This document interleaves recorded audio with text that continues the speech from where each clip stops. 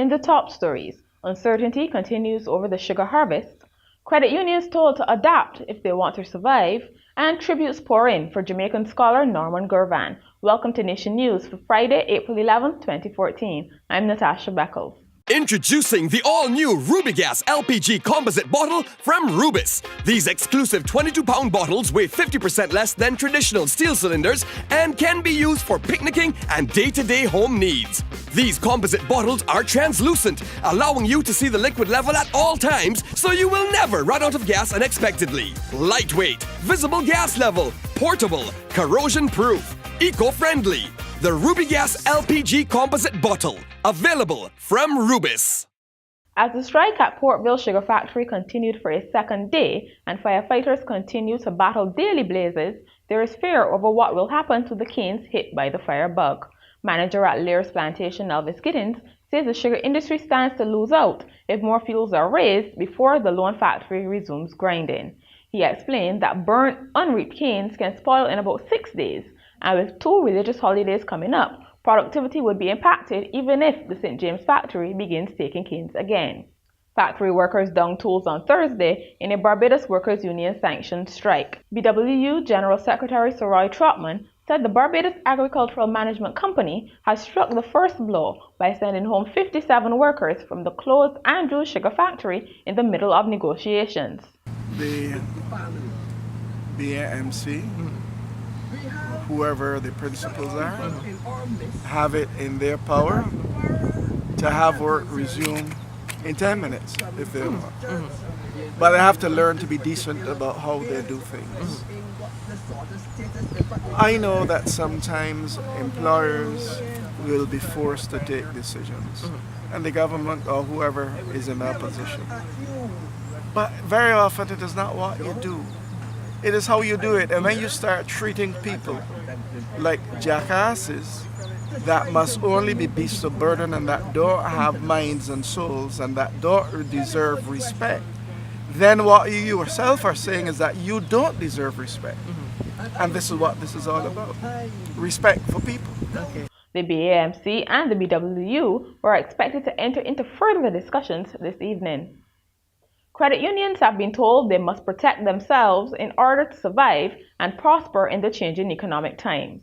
The advice comes from Acting Chief Executive Officer of the Financial Services Commission, Warwick Ward, who gave opening remarks at an FSC training session this morning. He said the ongoing stresses in the economy, growing arrears, and the current insolvency regime all create increased risk in relation to credit decisions. Ward also said credit unions must embrace regulatory initiatives that encourage prudence and make the necessary changes to adapt to the new business environment. The Pinelands Creative Workshop is utilizing technology to assist the island's children in their preparation for the Barbados Secondary School's entrance examination, commonly known as the 11+. In collaboration with the Caribbean Development Bank and Aries Technology, they have put together a computer program to gauge the weaknesses of participating children before the May 6th exam. Chief Executive Officer of the Pinelands Creative Workshop, Rodney Grant, says the pilot project will include students of Grantley Prescott and St. Matthew's Primary Schools.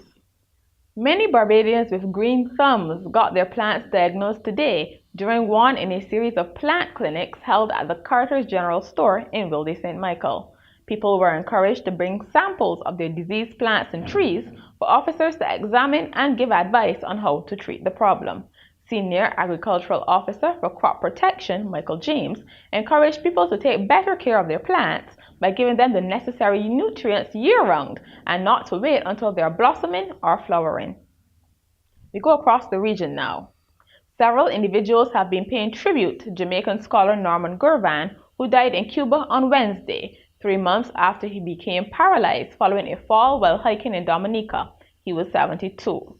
UN Secretary General Ban Ki-moon said he was deeply saddened by the passing of one of the Caribbean's most distinguished citizens who was his personal representative on the border issue between Guyana and Venezuela.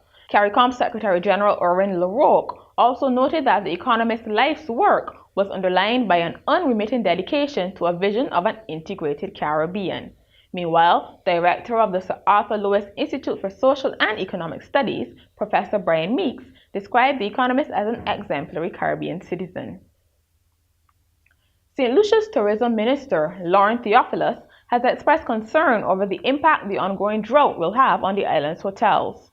Earlier this week, the St. Lucian government declared a water emergency in the north of the island. The minister said this was not good news for hotel operators, as most of them are located in the north. Any form of crisis can have an impact on hotels, but we have to monitor it very carefully because, water is a vital resource for the hotel sector, and it can materially increase their cost of doing business. If they have to truck in water, they have to bring water into the facility. So we're hoping that this can be managed as best as possible so as to reduce the impact on them. The government has called on St. Lucians to adopt water conservation measures to deal with the current crisis. In sport, the 27th edition of the Barbados Cup will kick off tomorrow at the National Stadium. According to reports, this year's competition is expected to showcase some of the best football talent the tournament has ever witnessed, with the Trinidad contingent including several current junior national players. At 4 p.m., a Barbados Olympic development team will oppose the highly touted Trinidad Ministry of Sports women's team. At 6 p.m., local under-20 males will have their first real warm-up game as they face off against the Naparima College of Trinidad.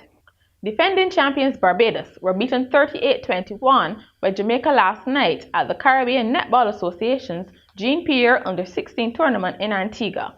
With the defeat, Jamaica are the 2014 champions, while Barbados can finish as high as second.